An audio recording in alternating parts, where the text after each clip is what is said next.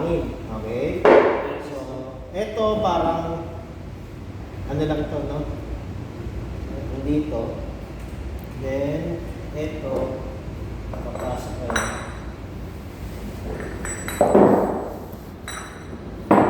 Dito. And then, ito dito sa may ibabaw. Then, more or less, dito, meron sa ibabaw ito. Okay? So, ang tinutulak na actuator natin is ito. Ito yung sinasabi ko sa inyo. Yung nag-align. Nag-align ito. Nag-align yung piston ring. Piston ring, no? Yeah, Ito, piston ring. Pero bihira yun. Apat minsan na sila. Dalawa So, lang yan. yun. Nag-align yan. Medyo papasok pa rin naman yan. Nagaganyan pa naman yan. Okay? So, kailangan kabilaan. Tumatalin. Okay. So, yung oil natin dito papasok. Saan galing yung oil? Sa hydraulic yung Sa ibabaw siya. Okay? Na magtutulak, ito. Na magtutulak naman ito, si Viva valve natin. Okay? So, natandaan niyo sir yung sabi ko na hydraulic actuator. 1531. Okay? Na sinasara, kung hindi nyo man maisara, pero maganda isara kasi nag-drain yung oil. So, ano yan, no? Yung pressure side. So, yung ito, may pupunta rito, tignan natin yung isa. Ito rito din sa ibabaw. So, low pressure side. Okay? So, ito yung ating ito. So, dito meron tayong non-return valve. Exhaust valve actuator. Okay? So, kung ito yung ating valve 531. So, meron tayong papasok dito. Then, meron tayo inlet din dito sa loob.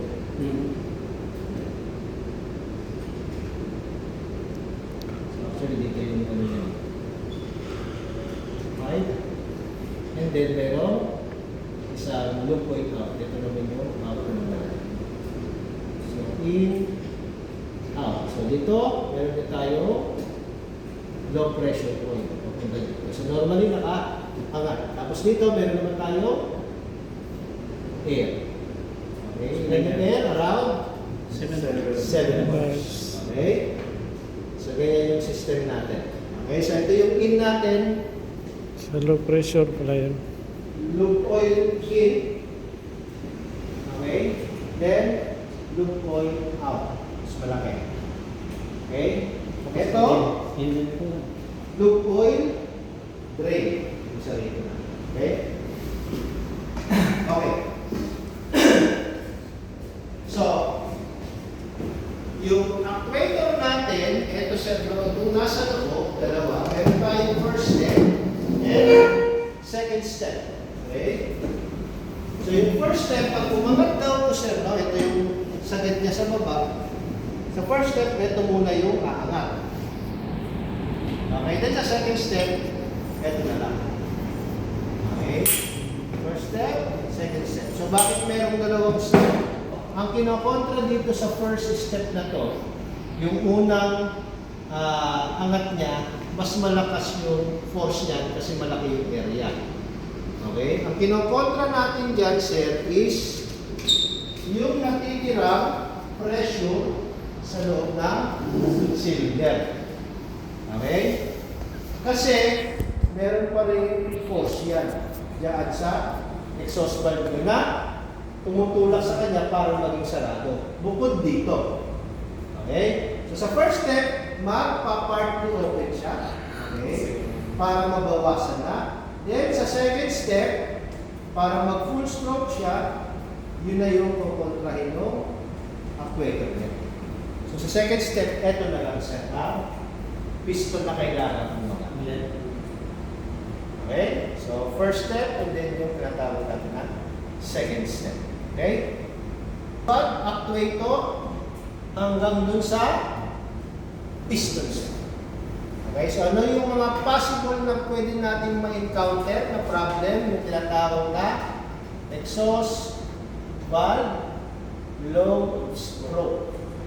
Okay? So, kinulang yung bukas niya. Okay? Okay? Anong magiging reason? Bakit kukulangin ng bukas? Possible reason, sir.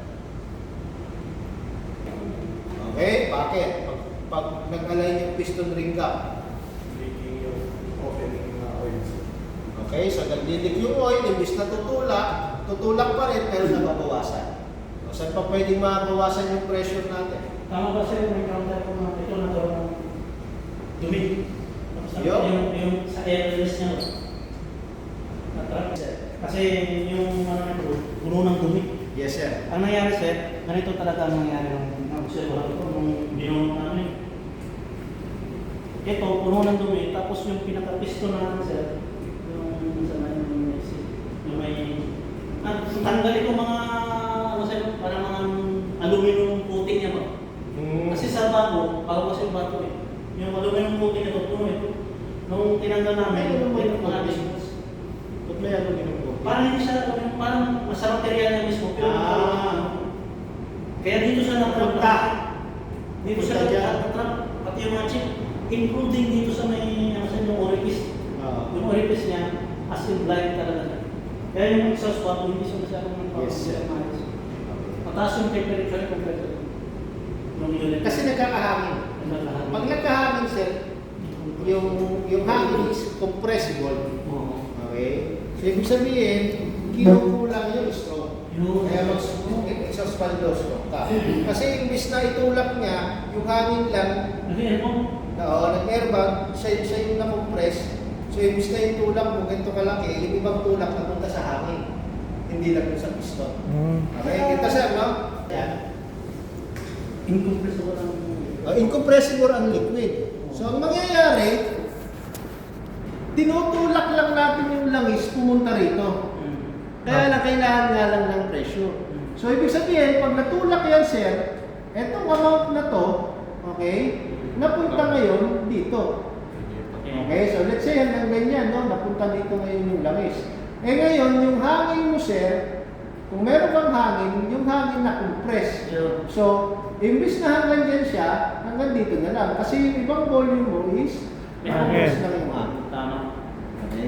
Hindi na talaga siya naitulak na. Dito ba sir ang orifice natin, purpose niya is to drain also, di ba? Yes, sir. Eh, ang Okay? nangyari dahil yung orifice mo ay clogged din, kaya kung nung may namis yung cylinder, ano namin, pinaka-piston cylinder ba? Okay. Sabi ko, sir, no? Magkakaroon ng Exhaust valve loss, no? Okay, mapa high force, mapa low force, meron yung tinatawag na orifice tsaka throttle valve. So, ito yung makikita nyo dito, sir, no? Punta dyan, hanggang dito sa baba ng tunon. Bukas na yan. Okay? So, dito, sir, pag sinipin ko, sir, may orifice dyan sa loob. yung orifice yan. Okay? So, anong purpose ng orifice? Drain. Drain.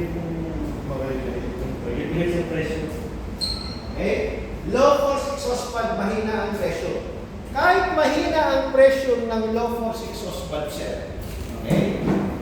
Yung ating spindle, pag nagbukas yan, sobra dun sa design. Okay? Kumari sir lang, ito yung spindle natin. Okay? Ito yung piston.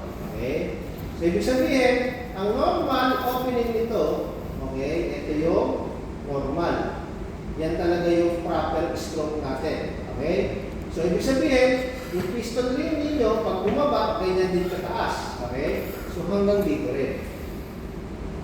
Ang katapat niyan, sir, ng height na yan, sir, yung orifice. Sinasabi natin. Okay? Ngayon, ang design ng actuator ninyo, mag-provide ng pressure, hindi eksakto para hanggang dito lang ang bukas.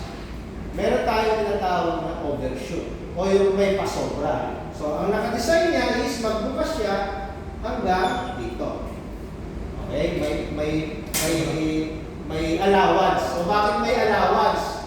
Kasi pag may problema kayo dun sa oil side natin, piston ring, dun sa inyong actuator, leakages. So, kahit may konting leak, okay, makakapag-proper stroke pa rin. Kasi lampas nga yung design mo eh. So, ibig sabihin, kahit magkaroon ka ng leak, pwede, hanggang dito yung bukas niya. Okay? So, meron kang allowance bago maging kulang pag talagang malaki na yung ano mo sir, no? Yung kulang mo. Okay? So, pero ang kailangan daw, hindi ko masyadong kung bakit ang ganyan lang. Okay? So, kapag tayo sir ay sobra, so ibig sabihin, yung piston ring natin sir, lalampas dyan sa orifice. Kasi sabi natin sobra eh. So, ang bukas nito ay sobra hanggang dito. Pero babalik pa rin siya sa normal stroke. Bakit? Kasi yung excess mo na coil na tumulak dito, marinig sa orifice.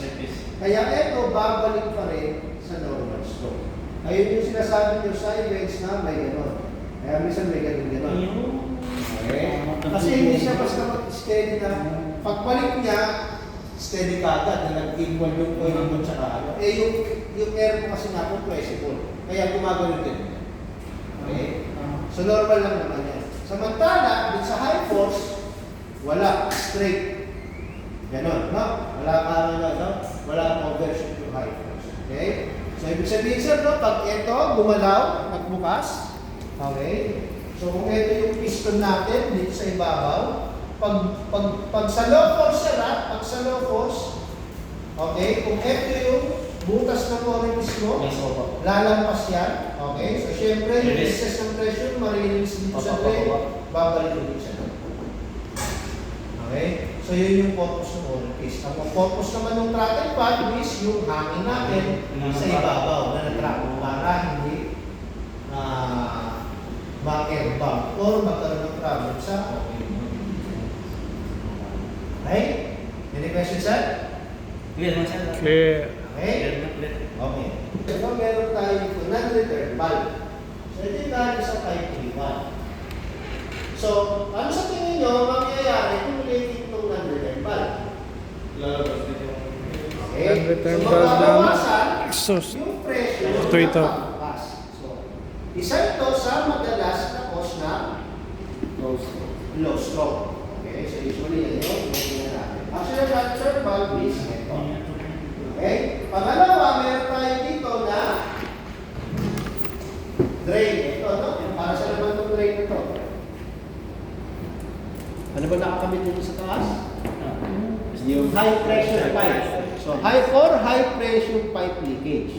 Okay? Then, meron tayo ditong drain. Para sa naman itong drain na ito. Okay? Lubrication. Lubrication lang siya. Okay, bakit? Metal to metal. May mga clearance, may mga clearance, may mga clearance. Okay, saan mapupunta yan? Doon mapupunta sa iyo. Sa sub din yan, sir. Ha? Ito sa sub. Babalik ng sakya. So, clean ko yan, no? Ito mismo. Saan to papunta? Drain ng oil. Sump pa rin yan siya. Okay, so meron tayong dalawang design ng actuator natin. May design tayo, sir, na